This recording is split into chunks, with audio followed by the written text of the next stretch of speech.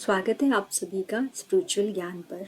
इस वीडियो में हम माता के 9 रूपों के बारे में जानेंगे।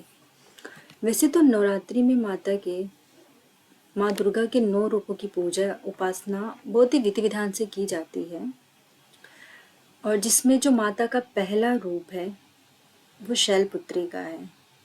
और माता के हर एक स्वरूप के पीछे अपनी ही एक तात्विक अवधारणा है, जो कि किसी भी समाज में उसकी संस्कृति के लिए, उसके धर्म को बढ़ाने के लिए बहुत ही ज़्यादा आवश्यक होता है।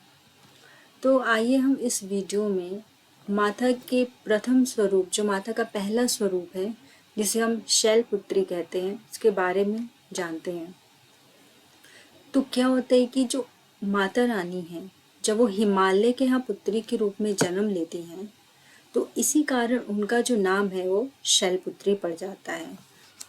और जो माता रानी का वाहन है वो वृषभ है, और वृषभ वाहन होने के कारण ही जो माता शैलपुत्री हैं उनको हम वृषारूढ़ा के नाम से भी जानते हैं।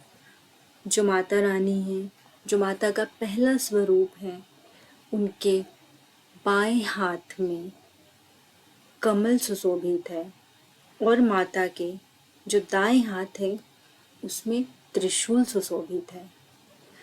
और यह माता का पहला स्वरूप है, जिसे हम शैलपुत्री के नाम से जानते हैं।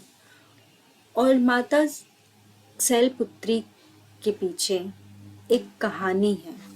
आइए उस कथा के बारे में जानते हैं। तो एक बार क्या होता है, जो दक्ष प्रजापति होते हैं, जो माता सती के पिता होते हैं, वो अपने यहाँ एक यज्ञ रखते हैं, और उस यज्ञ में वह सभी देवताओं को आमंत्रित करते हैं। परंतु जो दक्ष प्रजापति हैं वो शंकर भगवान जी को आमंत्रित नहीं करते हैं। परंतु माता सती जो दक्ष की बेटी होती हैं, वो अपने मायके जाने के लिए विलक उठती हैं। वो शंकर जी से कहती हैं कि मेरे पिता ने अपने यहाँ बहुत बड़ा यज्ञ रखा है, मुझे वहाँ जाना है। परंतु शंकर भगवान कहते हैं कि तुम्हारे पिता ने सभी को आमंत्रित किया है, पर उन्हें नहीं किया आमंत्रित। ऐसी स्थिति में वो माता रानी से कहते हैं कि आपको वहाँ नहीं जाना चाहिए। परंतु जो माता सती होती हैं वो शंकर जी से बहुत विनती करती हैं, प्रार्थना करती हैं कि प्रभु मुझे वहाँ जाना है, मेरे पिता ने वहाँ यज्ञ रखा है। तो पर ऐसी स्थिति में क्या होता है, शंकर भगवान जी मान जाते हैं और वो माता सती को वहाँ जाने की अनुमति दे देते हैं। जब माता रानी अपने मायके पहुँचती हैं तो वहाँ पर उनका स्वागत केवल उनकी माँ करती हैं, और जो उनकी बहनें होती हैं उनके मन में माता सती के प्रति जो है व्यंग और उपहास का भाव होता है। और उनके पिता जो दक्ष हैं वो भी शंकर जी का उनके मन में भी मतलब शंकर जी के प्रति क्या होता है, तिरस्कार का भाव होता है। और जो उनके पिता दक्ष हैं वो शंकर जी को बहुत ही अपमानजनक वचन कहते हैं। और इसे जो माता सती है ये सब सुनकर अपने पति के लिए, जो शंकर भगवान के लिए जो उनके दक्ष कहते हैं, और उनकी बहनों के मन में उनके प्रति और शंकर जी के प्रति जो उपहास और व्यंग का भाव होता है, यह देखकर माता रानी को बहुत कष्ट पहुंचता है। और जो माता सती हैं वो अपने पति यानी शंकर जी का अपमान नहीं सह पाती हैं, और वहाँ पे जो अग्नि जल रही होती है उसमें अपना देह त्याग कर देती हैं, और वो जलकर भस्म हो जाती हैं।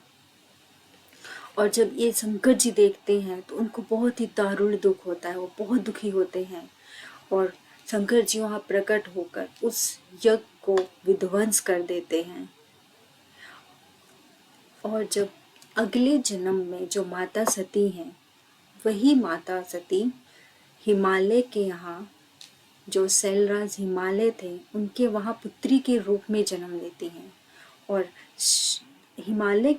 शैलराज हिमालय के यहाँ पुत्री के रूप में जन्म लेने के कारण ही माता शैलपुत्री कहलाती हैं।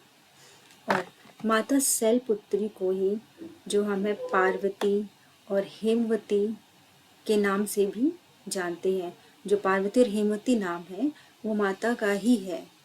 और जो माता रानी है जब वो जन्म लेती हैं शैलराज हिमालय के यहाँ, तो उनका विवाह जो है भगवान शंकर से हो जाता है और शैलपुत्री शिव जी की अर्धांगिनी बनती हैं।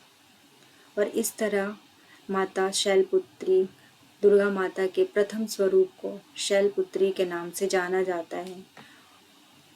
और इनका महत्व और जो शक्ति है वो बहुत ही अनंत है। और आप माता शैलपुत्री की आरती भी कर सकते हैं। जय